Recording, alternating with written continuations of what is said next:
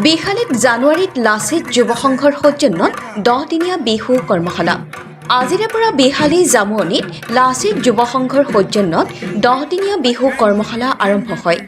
আজি আৰম্ভণি অনুষ্ঠানত জনতা উচ্চতৰ মাধ্যমিক বিদ্যালয়ৰ অৱসৰপ্ৰাপ্ত অধ্যক্ষ ঘন বৰুৱা, বিজেপিৰ অনুসূচিত জাতি মৰ্চাৰ ৰাজ্যিক উপসভাপতি চিৰঞ্জীৱ পাঠক, থুলেশ্বৰ কটকী, বিহালী মণ্ডল বিজেপিৰ সভাপতি লাচিত বৰা, সমাজকৰ্মী জয়ন্ত বৰা, উৎপল বৰা, লাচিত যুৱ সংঘৰ সভাপতি যুগল বৰা, সম্পাদক নয়নমণি বৰাসহ সদস্যাৰ লগতে অভিভাৱকৰ উপস্থিতিত কৰ্মশালাৰ শুভাৰম্ভ হয়। আচলতে মোৰ ঘৰ মৰিগাঁও, এনে থকাটো গুৱাহাটীতে হয়। এই লাচিত যুৱ সংঘৰ যিটো কৰ্মশালা, সেইটো বহুত আগতে মোক কৈ থৈ দিছিল। খুব ভাল লাগিছে আহি, গোটেই গাঁৱৰ মানুহখিনি যিটো সহযোগিতা খুব ভাল লাগিছে। এই 10দিনীয়া কৰ্মশালা হয়, তাতে মই যিমানকেইদিন পাৰোঁ মই মনেদি শিকাবলৈ প্ৰয়াস কৰিম। অনাগত দিনত যেন ইয়াৰ পৰা খুব ধুনীয়া ধুনীয়া নাচনী ঢুলীয়া ওলাই যায়, তাৰে মোৰ কামনা থাকিব। ইয়াৰ বাদে আৰু আপোনাৰ কিবা দায়িত্ব আছে নেকি? আৰু ইয়াতে চতিয়াত আছে, চতিয়াত মোৰ 31 তাৰিখৰ পৰা আছে। বাদ বাকী এইটো অসমখনতে আছে আৰু 12 তাৰিখলৈকে, এপ্ৰিলৰ 12 তাৰিখলৈকে। ঠিক আছে, ধন্যবাদ। হয়।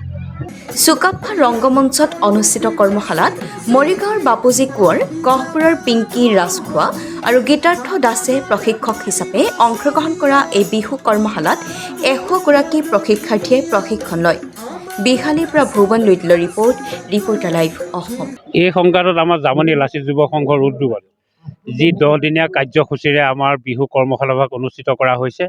আৰম্ভণিতে আমি সমূহ বিহালীবাসী ৰাইজক ৰঙালী বিহুৰ আগতীয়াকৈ ওলগ জনাইছোঁ লাচিত যুৱ সংঘৰ তৰফৰ পৰা। আমাৰ এই অনুষ্ঠানৰ সম্পাদক নয়নমণি বৰা, আমাৰ মৰমৰ বুমণি, আৰু সভাপতিৰ দায়িত্বত আছে আমাৰ মৰমৰ ভাইটি যুগল বৰা। তেখেতসকলৰ উদ্যোগত আৰু জামনী গাঁৱৰ সকলো ৰাইজৰ সহযোগত যি 10দিনীয়া কাৰ্যসূচীৰে আমাৰ নাচনী আৰু ঢুলীয়াৰ কৰ্মশালা অনুষ্ঠিত কৰা হৈছে।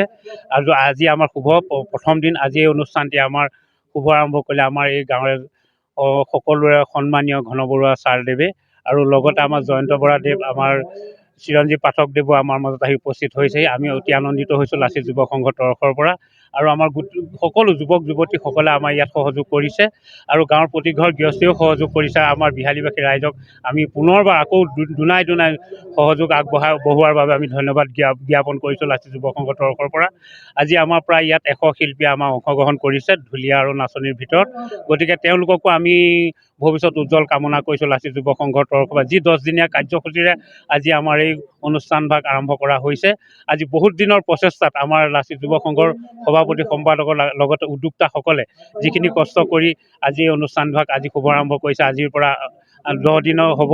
গতিকে আটাইকেইটা দিনতে যাতে সকলো শিল্পীয়ে অংশগ্ৰহণ কৰে, আৰু তেখেতসকলে যাতে সুন্দৰভাৱে ইয়াত প্ৰশিক্ষণ লৈ তেওঁলোকৰ ভৱিষ্যত উজ্জ্বল কামনা হয়, তাৰে কামনা কৰিছোঁ আমি লাচিত যুৱ। Reporter live Assam.